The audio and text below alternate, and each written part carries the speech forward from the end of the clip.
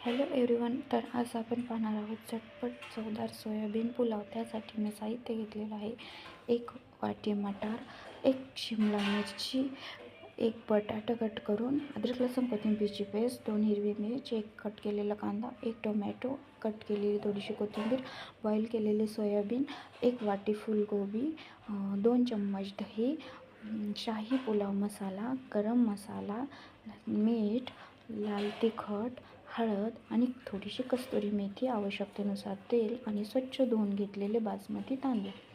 चला तर मग आपण रेसिपीकडे वळूयात. तापलेल्या कढईमध्ये आवश्यक तेवढे तेल टाकून घेऊयात. खडे मसाले टाकून घेऊयात.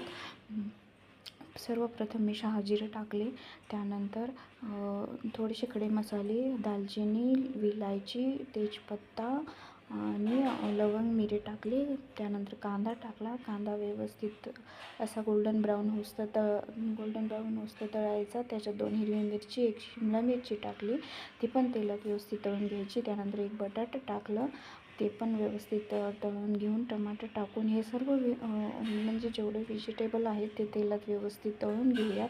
त्यानंतर अद्रक लसूण कोथिंबीर ठेचून घेतलेलं होतं ते टाकलं. ते व्यवस्थित तेलामध्ये तळून घेऊया आणि मग त्याच्यामध्ये राहिलेले बाकीचे म्हणजे व्हेजिटेबल आपण ॲड करूयात. सर्वप्रथम फुलगोबी टाकूयात आणि त्यानंतर हे सर्व थोडंसं 5 मिनटं वाफेवर शिजवून घेतल्यानंतर 1 वाटी बॉईल केलेली सोयाबीन टाकू, 1 वाटी मटार टाकू आणि 1 वाटी मटार सोयाबीन टाकल्यानंतर थोडीशी कोथिंबीर टाकू. सर्व तेलात टाकल्यानंतर आपले जे मसाले घेतले होते ते मसाले सर्व ॲड करू आणि सर्व एकत्र तेलामध्ये मिक्स करून त्यात 2 चम्मच दही टाकून घेऊया.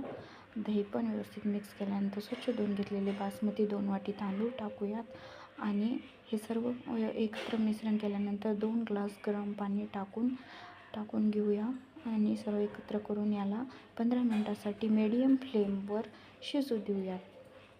तर हे पहा, शिजल्यानंतर आपला सोयाबीन झटपट होणारा असा सोयाबीन चवदार पुलाव तयार झालेला आहे. तर हे पहा, हा खूप मस्त तयार झालेला आहे. मस्त असा ह्याचा वास पूर्ण ह्याच्यात घमघमाट सुटलेला आहे.